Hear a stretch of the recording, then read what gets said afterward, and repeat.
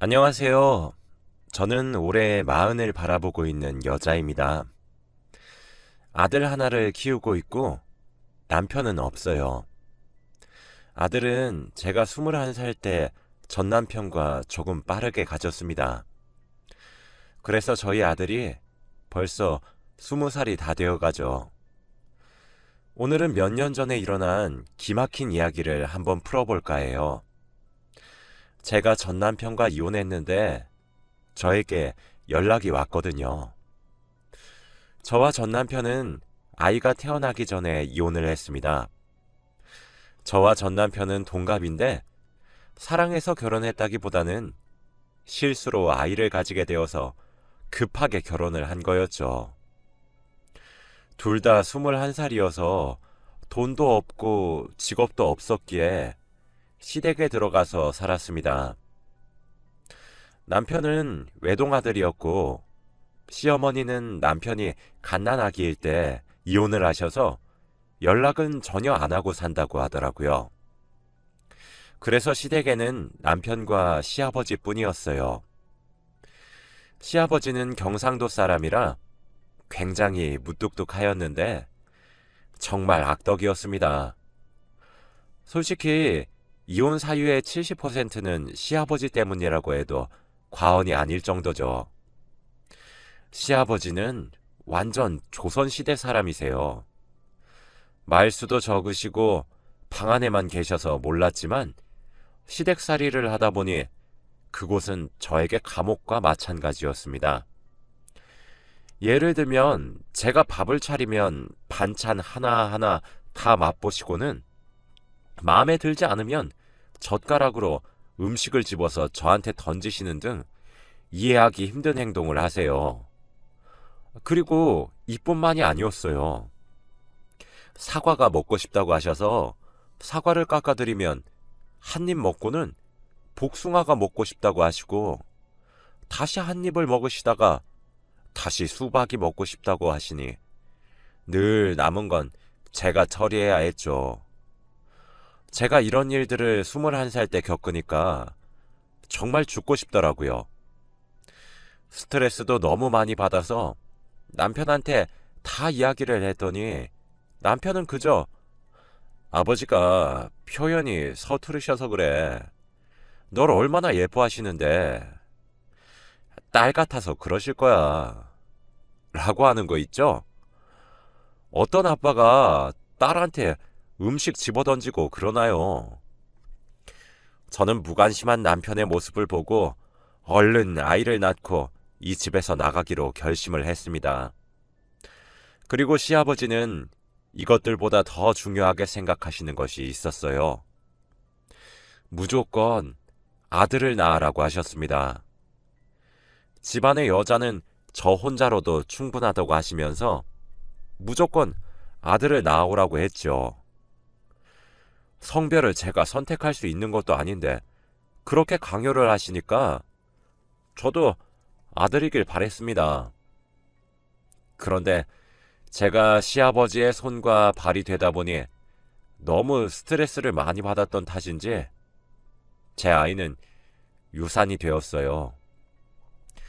유산이 되자마자 남편까지 독하게 바뀌었고 시아버지는 지금도 엄한데 더 엄해지셨죠. 유산 소식을 전해드리니 제 머리를 콩 하고 주먹으로 내리치시고는 이 집에서 당장 나가! 아들 못 만드는 며느리는 며느리가 아니다!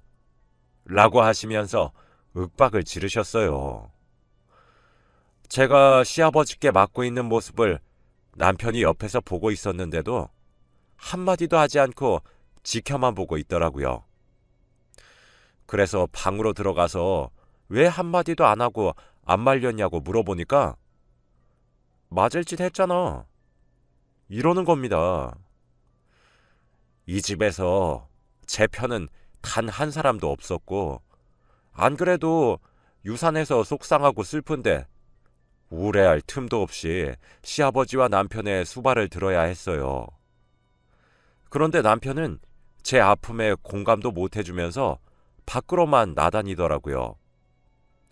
매일 늦게 새벽에 들어오는 것은 기본이었고 아예 대놓고 제 옆에서 여자와 전화를 했습니다.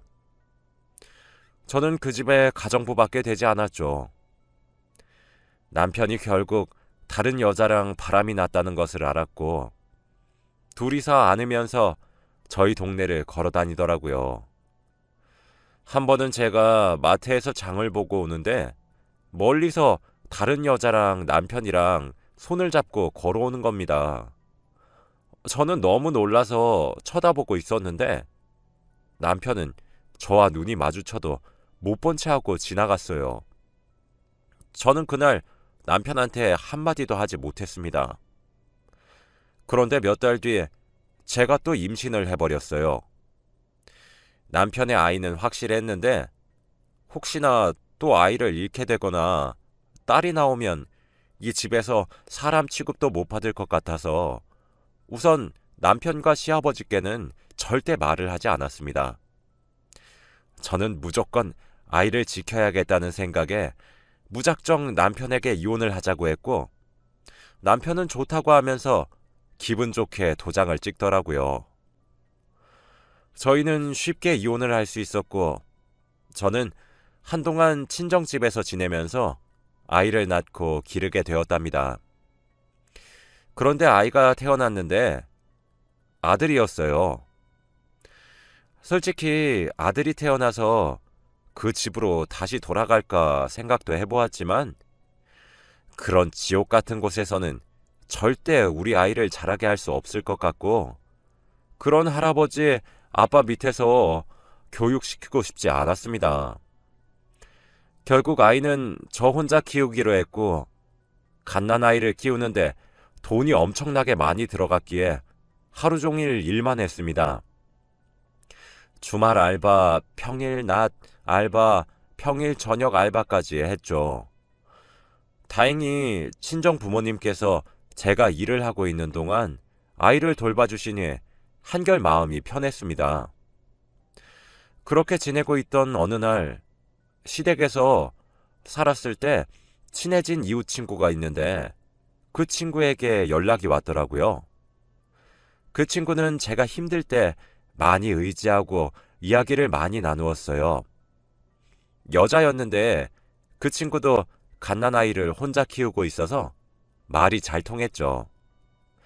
그런데 저에게 전화가 와서는 남편이 재혼을 했다고 하는 겁니다.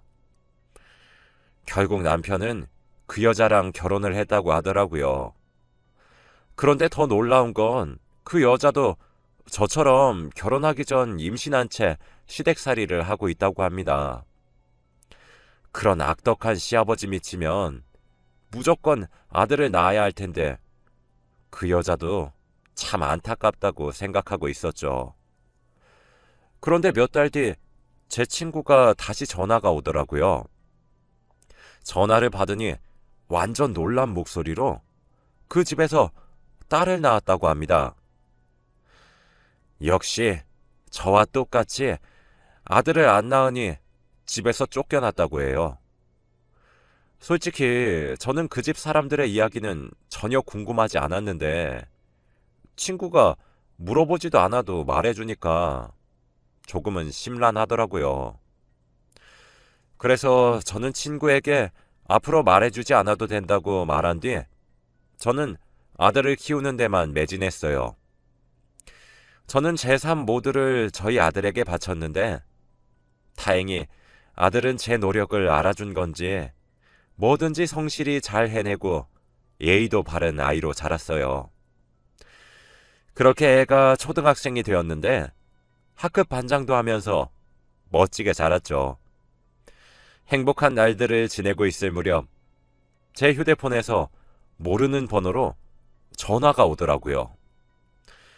저는 혹시 아이에 관련된 일일까봐 전화를 받으니 익숙한 목소리가 들려왔고 여보세요? 라는 말을 하더군요. 목소리만 들어도 알 수 있었습니다. 바로 전 남편이었어요. 저는 바로 끊는다 하고 끊으려는데 말을 이어가더라고요. 잠시만! 잠시만, 통화 가능해? 뭔데? 너 아들 낳았다며? 왜 말 안 했어? 어떻게 알았는데? 네 친구가 말해줬지. 둘이 꽤 친했잖아. 네 아들 아니고 내 아들이야. 이제 와서 아빠 노릇할 생각하지 마. 라고 한 뒤 전화를 딱 끊었습니다. 제 친구는 저를 배신하고 저의 모든 정보를 전 남편에게 전해준 것이었죠. 너무 배신감이 들고 화가 나더라고요. 친구에게 전화를 해봐도 절대 받지 않았습니다. 저는 다음날 아이를 하교시키고 같이 집으로 돌아오는데 저희 집 앞에 익숙한 사람이 서 있더라고요. 바로 전 남편이었습니다. 저는 모른 채 하고 지나가려는데 제 손목을 붙잡고는 잠깐 이 얘기 좀 해. 라고 하는 겁니다. 저희 아들이 엄마, 누구야? 라고 물어보는데 아, 엄마 친구 라고 이야기했어요. 아들은 급히 집으로 보내고 전 남편과 근처 카페에 가서 이야기를 나누었습니다. 아까 그 아이가 내 아들이야? 네 아들 아니라니까. 내 아들이야, 내 아들. 그래도 내 핏줄이란 거잖아. 그 말하려고 지금 여기 부른 거냐? 아니, 요즘 만나는 사람은 있어? 왜? 나랑 다시 합치면 안 될까? 나 그 여자한테 돈 다 뜯겼어. 꽃뱀이었더라고. 친구가 말해준 바로는 결혼하기 전에 임신해서 딸을 낳아서 집에서 쫓겨났다고 말해줬는데 남편은 눈 하나 깜빡 안 하고 당당하게 거짓말을 하더라고요. 저는 웃음밖에 나오지 않았습니다.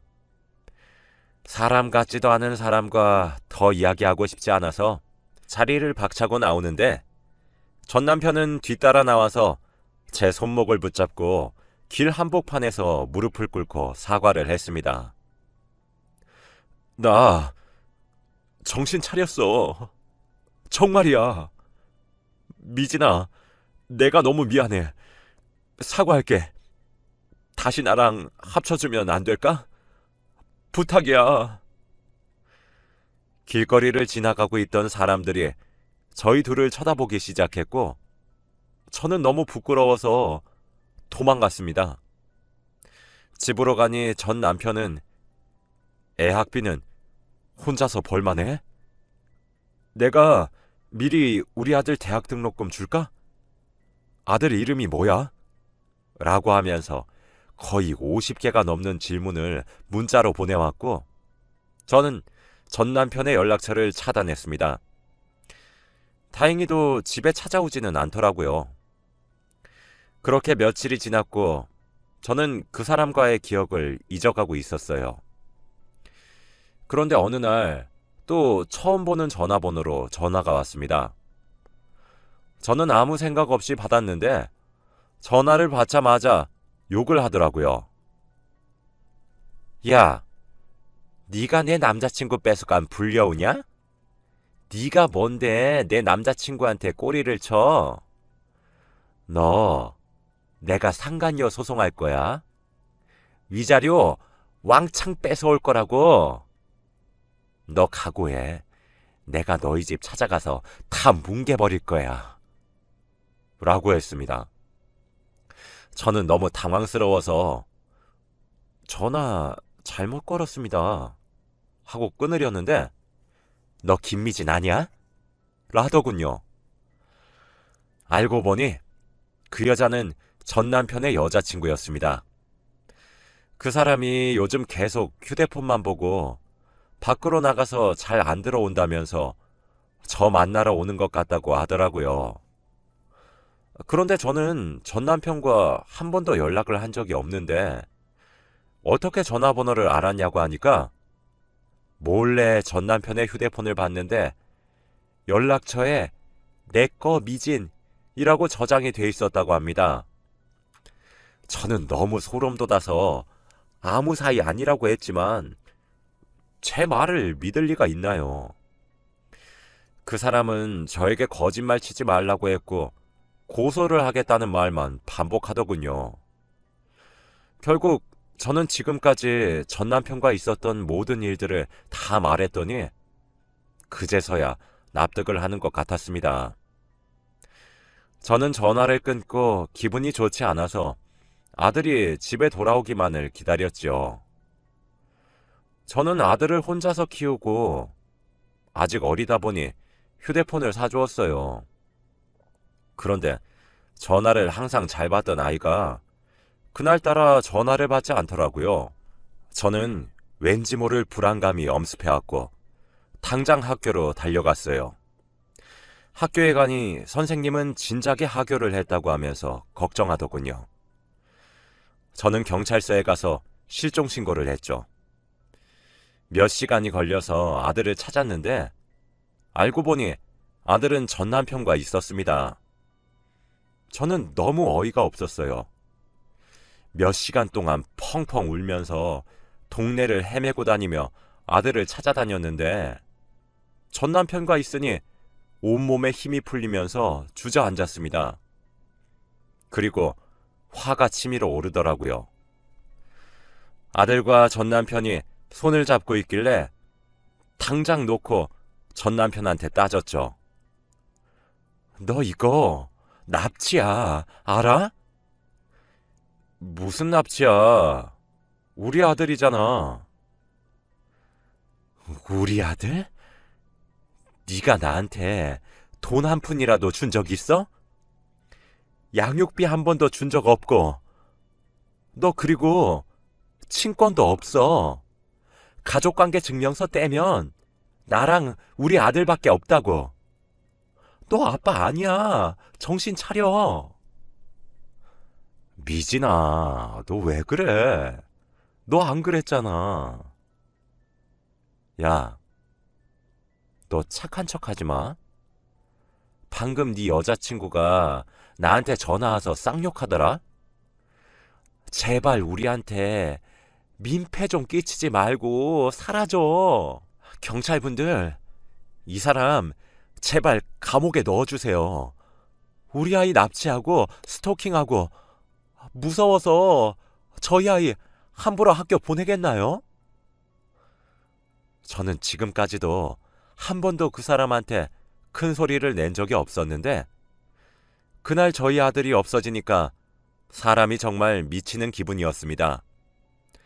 그런데 하필 또 전 남편이 연락도 없이 데리고 간 거니까 너무 화가 나서 울분을 토해버렸죠.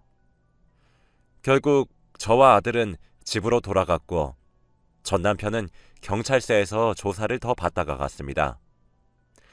그 뒤로 더 이상 찾아오지 않더라고요. 아들도 전화를 착실하게 잘 받았고 정말 거의 1년 정도는 전 남편의 얼굴을 전혀 볼 수 없었습니다. 드디어 해방되었다는 생각과 함께 다시 지옥이 시작되었어요. 저희 아들은 어느덧 초등학교 고학년이 되었고 어느 정도 사리 분별을 하면서 지낼 수 있어요. 그런데 초등학교 5학년이 되니까 착했던 아들이 반항을 하면서 저한테 덤벼드는 거 있죠? 저는 이런 아들을 키우는 게 엄마 혼자로서는 너무 벅찼고 이래서 다들 아빠가 필요하다고 하는 건가 보구나 싶었습니다.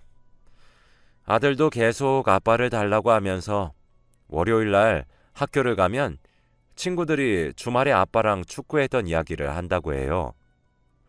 아들은 아빠가 없으니까 그런 이야기도 못하니 무리에 끼지도 못해서 속상하다고 합니다. 아들이 그런 말을 할 때마다 너무 힘들고 마음이 아프긴 했지만 저도 이 상황을 예상하지 않았던 것이 아니라서 잘 이겨내리라고 생각하고 있었죠.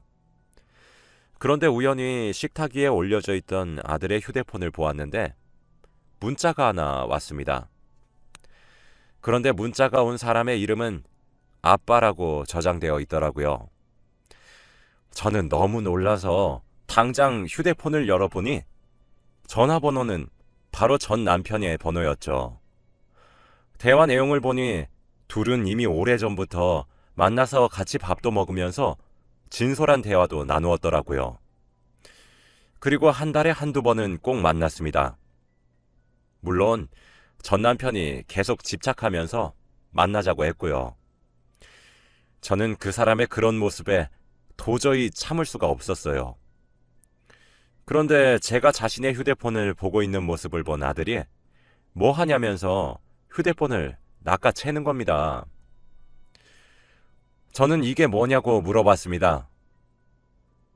너, 이 사람 왜 아빠라고 저장되어 있어? 응?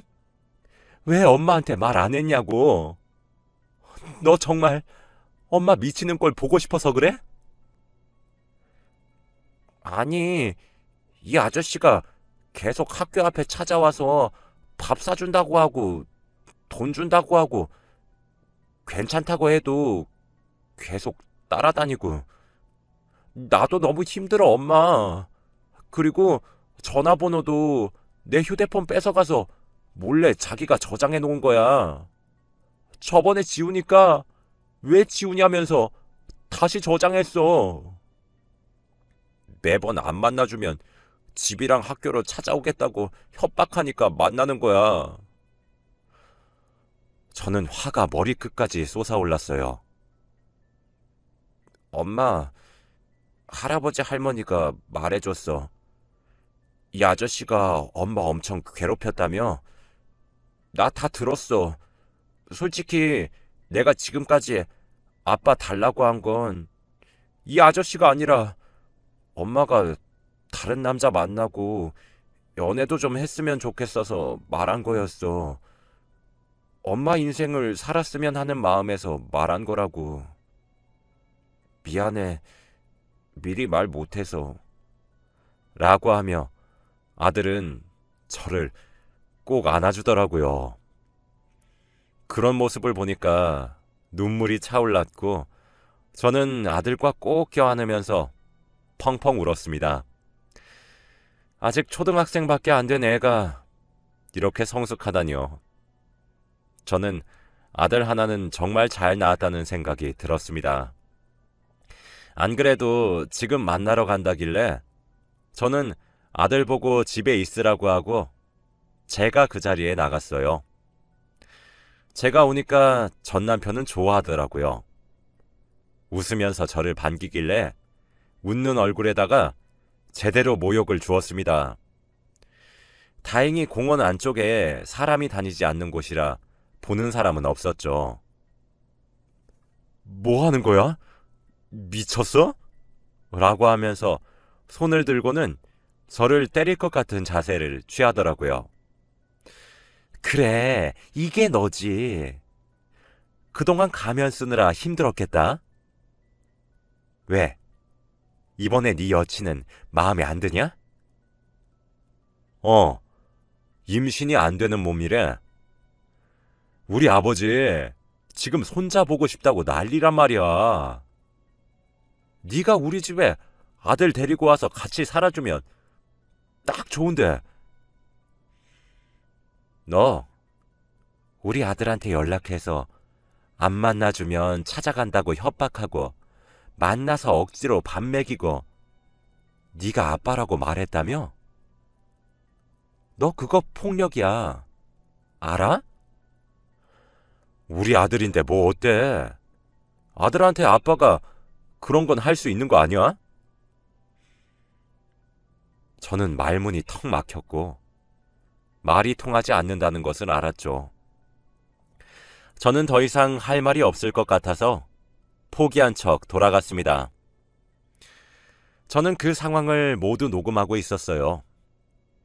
그래서 집으로 돌아가지 않고 바로 집 근처 경찰서로 가서 신고했습니다. 그리고 그 사람에게 접근 금지 가처분 신청을 했어요. 이제 그 사람은 절대 저와 아들 옆에 얼씬도 못하게 되었습니다. 가까이 오지도 못하고 전화나 문자도 절대 못했고요. 아들도 드디어 숨을 쉬는 것 같다면서 좋아했고, 저희는 아들의 중학교를 다른 동네로 입학을 하면서 이사를 가게 되었어요.